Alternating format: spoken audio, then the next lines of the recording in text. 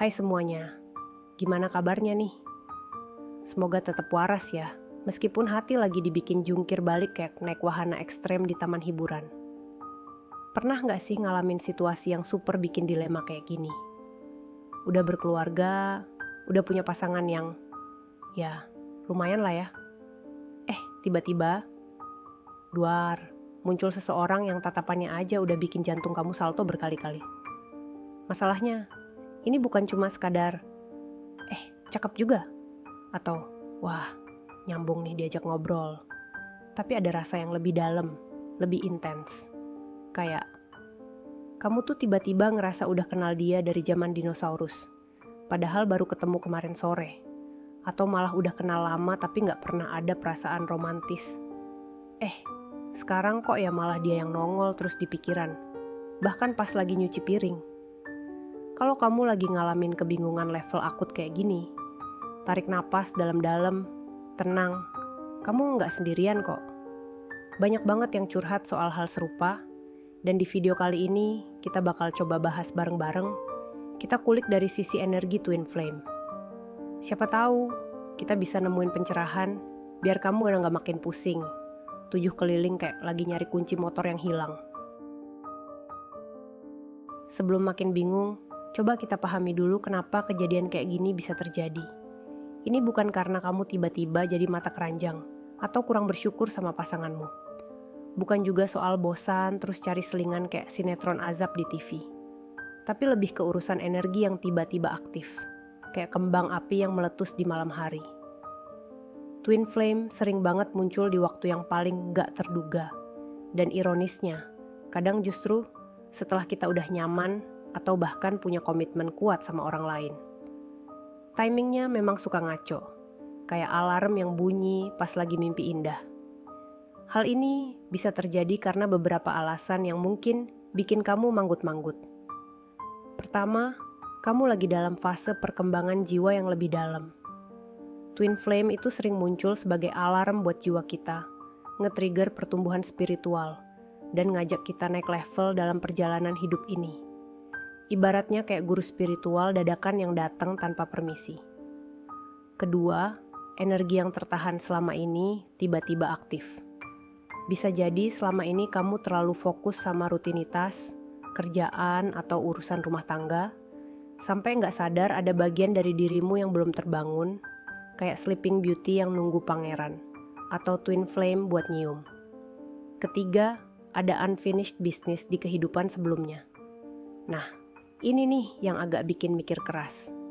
Kalau kamu percaya sama reinkarnasi atau koneksi jiwa yang udah ada sejak dulu kala, bisa jadi ada urusan yang belum selesai di kehidupan lampau, dan sekarang energinya muncul lagi buat diselesaikan. Serius deh, kayak lagi nonton film seri yang ternyata ada season lanjutannya. Sekarang kita bahas nih, tanda-tandanya kalau kamu lagi kedatangan Twin Flame setelah mapan. Biar kamu makin yakin, oh iya, ini kayaknya gue banget. Sambil ketawa-ketawa miris juga boleh sih. Tanda pertama yaitu, kepikiran terus. Lagi nyantai di rumah, lagi meeting penting di kantor, lagi asik masak mie instan, tiba-tiba, kling, wajah dia nongol aja di kepala. Bukan cuma sekilas kayak iklan lewat, tapi nongol terus-menerus kayak cicilan bulanan. Berikutnya, tanda kedua. Ada sensasi energi yang aneh. Entah kenapa ya, kalau deket dia, walaupun cuma ngobrol biasa, rasanya kayak ada aliran listrik statis yang bikin bulu kuduk berdiri, jantung dak-dik-dak nggak karuan kayak lagi dikejar anjing galak. Padahal, kalau dipikir-pikir, nggak ngapa-ngapain juga, cuma ngobrolin resep masakan atau laporan kerja. Aneh kan? Kemudian tanda ketiga, mimpi yang berulang. Tiap merem, dia lagi yang muncul di mimpi. Bukan cuma sekadar mimpi biasa yang besoknya udah lupa, tapi mimpinya tuh kayak film yang berseri. Rasanya nyata banget, kayak lagi ngobrol langsung di alam mimpi. Bangun-bangun malah jadi bingung. Ini mimpi apa kenyataan ya? Lalu tanda keempat, telepati ala-ala. Lagi asik mikirin, dia lagi ngapain ya? Tiba-tiba, ting! Ada notifikasi WA masuk dari dia. atau nggak sengaja papasan di supermarket pas lagi rebutan diskon minyak goreng. Kayak ada koneksi batin yang nggak kelihatan tapi terasa banget. Dan tanda kelima atau terakhir, perasaan bersalah. Tapi nggak bisa berhenti. Hati kecil udah teriak, udah woi, inget anak istri suami. Tapi makin ditekan, makin kuat aja tuh rasa penasaran dan keinginan buat tahu lebih banyak. Kayak lagi diet, udah niat gak mau makan gorengan, malah ngiler terus pas lihat tetangga lagi goreng pisang. Nah, ini bagian pentingnya nih. Kalau udah sadar lagi di situasi yang bikin kepala berasap kayak gini, terus gimana dong? Tenang, gak perlu langsung panik atau bikin drama Korea. Kita coba cari solusi yang lebih kalem dan bijak ya. Pertama, sadari dulu. Ini ujian bukan hukuman. Ingat ya, ini bukan karma jelek karena kamu pernah nyolong mangga tetangga waktu kecil. Ini lebih ke ujian jiwa. Kesempatan buat kita belajar lebih dalam tentang diri sendiri. Dan bagaimana kita mengelola perasaan tanpa harus menghancurkan apa yang sudah kita bangun. Kedua, jangan langsung bertindak. Kendalikan emosi dulu. Please, jangan langsung baper terus, bilang ke twin flame-mu. Aku merasa ada koneksi kosmik sama kamu, mari kita kabur ke Antartika. Ini bukan film romantis yang ada adegan lari-larian di bandara. Ambil waktu buat narik napas, mikir jernih, dan pahami dulu apa yang sebenarnya kamu rasakan. Apakah ini cuma euforia sesaat kayak ketemu idola, atau memang ada sesuatu yang lebih dalam? Ketiga, fokus pada kehidupan yang sudah dibangun. Kalau kamu udah punya pasangan dan keluarga yang kamu sayang, ingatlah, hubungan itu butuh komitmen, usaha, dan air mata. Sedikit curhat. Twin flame mungkin terasa kuat banget, tapi itu bukan berarti pasanganmu sekarang dia nggak berarti apa-apa. Coba deh, ingat lagi kenapa kamu dulu memilih dia jadi pendamping hidupmu. Keempat, jaga batasan sehat. Ini penting banget. Kalau memungkinkan, sebisa mungkin batasi interaksi yang bisa memperburuk situasi. Kalau memang harus berkomunikasi misalnya, dia teman kerja atau ada urusan penting lainnya, buat batasan yang jelas kayak tembok Berlin. Jangan sampai kebablasan jadi curhat-curhatan tengah malam. Kelima, cari dukungan atau sumber yang tepat. Jangan curhat ke teman yang hobinya malah manas-manasin kayak kompor gas.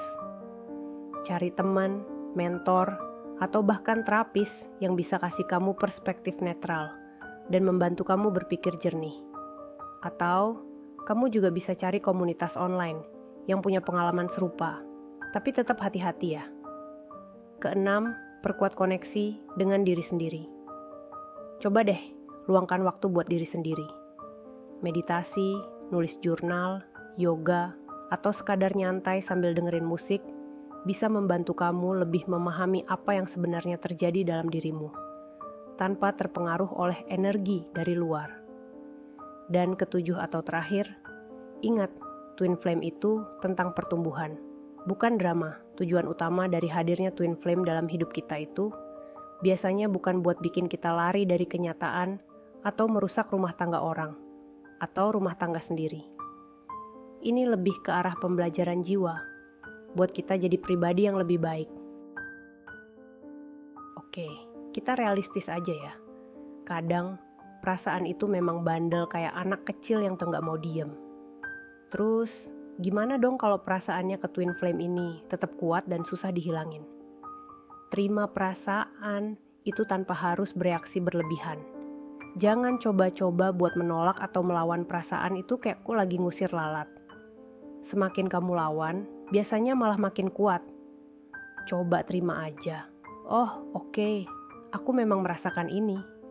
Tapi ingat ya, menerima perasaan bukan berarti kamu harus langsung bertindak berdasarkan perasaan itu. Gunakan energinya untuk perkembangan diri. Coba deh, alihkan fokusnya. Misalnya, kalau kehadiran twin flame ini bikin kamu sadar ada impian lama yang belum tercapai, nah, jadikan itu sebagai motivasi buat mengejar impianmu lagi. Anggap aja dia ini kayak booster buat kamu jadi lebih baik. evaluasi hubunganmu saat ini. Mungkin kehadiran twin flame ini juga bisa jadi alarm buat kamu untuk melihat lebih dalam ke hubunganmu dengan pasanganmu saat ini. Apakah ada hal yang perlu diperbaiki atau dikomunikasikan?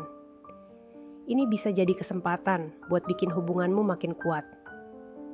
Ingat, cinta datang dalam banyak bentuk.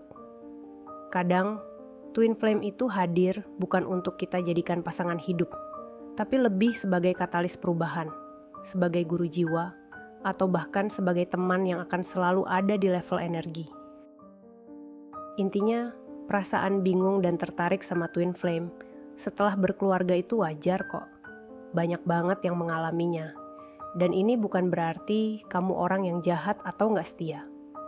Yang paling penting itu bukan cuma perasaannya aja, tapi bagaimana cara kamu mengelola perasaan itu dengan dewasa, bijak, dan tetap menghargai komitmen yang sudah kamu buat.